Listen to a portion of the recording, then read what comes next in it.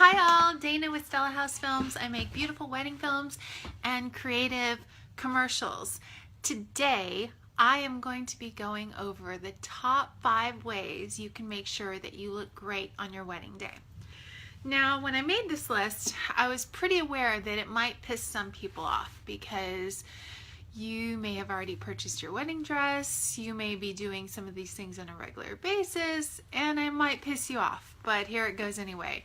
Number 1, don't get a strapless wedding dress. There have been very few instances where I've ever seen a strapless wedding dress look good on someone. I'm not talking about whether that person is thin or whether they have curves or not. I'm talking about the amount of time during the day that person spends pulling it up and adjusting it and making sure that it's not sliding down.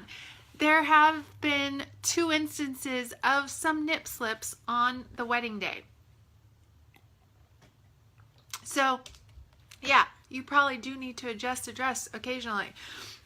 However, half the pictures and half the video that's taken on that day is going to be of you doing this, trying to pull up that dress.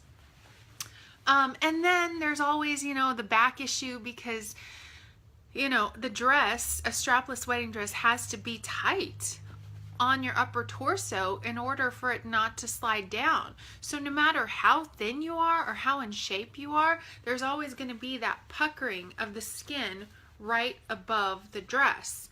And if you don't care, that's fine, but that has been an issue for some people. I've noticed some people not like that, and it's going to happen no matter how skinny you are, because the dress has to be snug.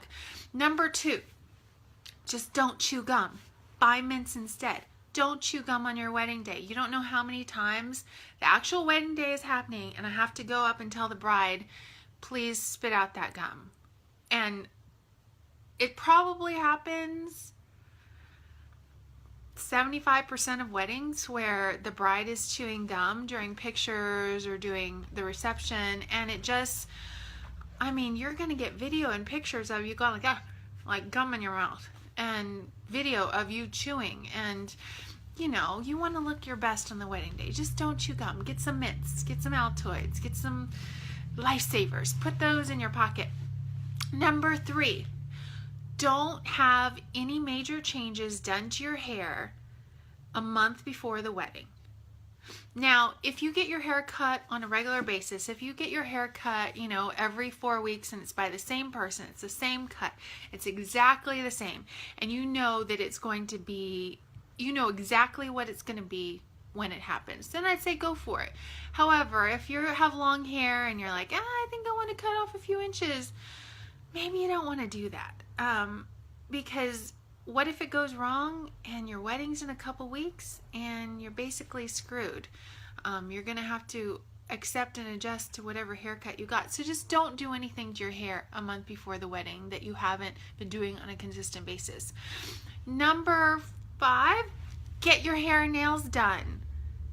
A few weddings ago, I was shooting the bride, and her toenails, she's putting on her shoes, the mother was helping her put on her wedding shoes, and her nail polish was all chipped and scraggly, and I just had to readjust and not use that shot. So get your hair and your nails done, your fingernails and your toenails. Okay, I'm gonna go over the top 5 things. Number 6, be pleasant. Be pleasant on your wedding day. If you're in a bad mood, go do some yoga, go do some breathing exercises, and get in a better mood, because there's nothing worse than photographing and filming a bride that's in a bad mood. So whatever you have to do, if you have to put someone in charge of the wedding day, if you have to hire a wedding planner to take care of all the stress, do that, because an unpleasant bride on the wedding day is going to ruin all the photos and videos. Number 7, get a professional hair and makeup artist. Absolutely. You don't want to have to worry about that on your wedding day, and make sure you have a preliminary session done 1 or 2 times before that so you know exactly what you want. I can't stress that enough. Get a professional who is in the industry, who's not just someone that does it on the side, someone that makes a living at it, someone that's really good at it, someone who you've seen their portfolio, who your friends have had their makeup done with him or her before, and you know they're good because you want to have it professionally done on your wedding day. Number 8, I've never seen a spray tan look like, I've never seen a bride with orange tan and I'm like, oh, that orange tan looks really good on her. No. If you're gonna get a little tan, just go get a little tan. Lay out in the sun a little bit, you know, for a month leading up to the wedding. Go to a tanning salon a couple times a week. Nothing's gonna happen from going and getting a little bit of a tan for a few weeks just to get a little color. Just do that instead of getting the spray tan. You don't have to do it for the rest of your life, but if you want a little color on your skin, go do that, because the orange tans never look good. And then you can finish it out with bronzer to get that nice shimmery glow with the base. So those are my tips, my top 5 plus 3 wedding tips to making sure that you look great on your wedding day. If you liked this video, if you appreciated the things that I said and you're not too upset at me, please like it and share it with those you think might appreciate it. And don't forget to document your life in video. I will see you tomorrow. Dayna with Stella House Films signing out.